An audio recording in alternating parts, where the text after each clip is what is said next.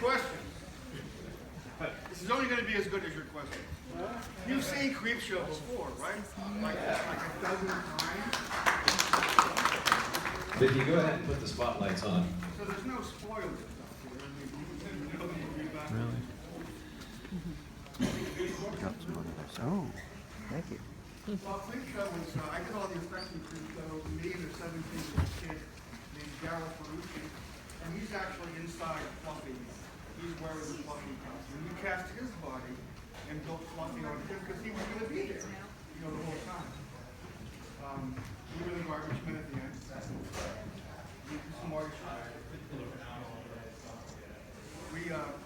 We choreographed that whole garbage can bit, but they shot it from 90 feet away. So if you see the movie, look closely because we're doing a Three Stooges garbage can, you know, toward the end.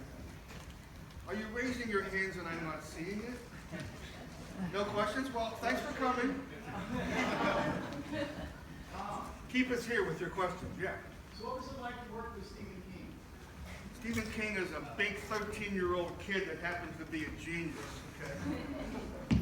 He was, oh. Now we don't have to yet. Yeah, I'm trying to think of some Stephen King stories. Oh, everything I did in Creepshow or any other film worked. Because you have take after take to make it work if it didn't work the first time. But nothing I did trying on Stephen King worked. We had green eyeballs that we couldn't get in because his reflexes were too tight. We had a hand that grew plants. We had a tongue that grew plants.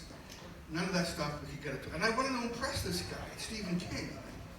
But nothing we tried on Stephen King worked in his episode of Jordan. It was the costume department that decorated him with all the green stuff.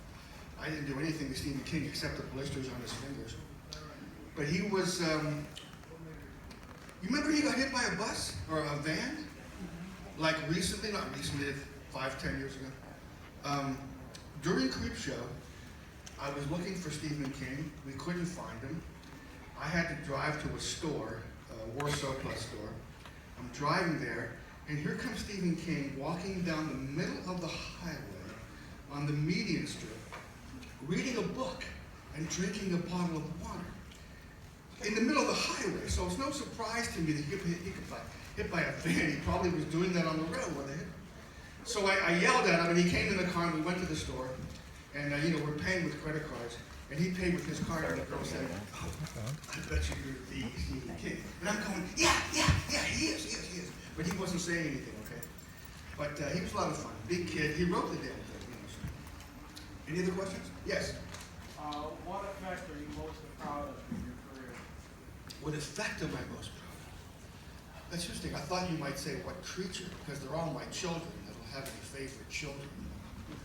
I don't know. There's been quite a few. Like if I thought of Fluffy from Creepshow, it's the first time I ever did an animatronic creature.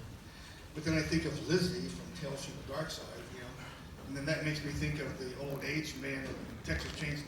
So I don't have a favorite. They're like all my children. Tasso's guts. Yeah. Tasso getting his guts torn out in Dawn of the Dead. It's amazing because those were pig intestines, and he wouldn't let me put them between him and the fake chest until he took them into the bathroom and washed them with hot water. So we had to add blood to make them look like intestines again. So that was pretty good. And the helicopter zombie, Jim Krug, helicopter.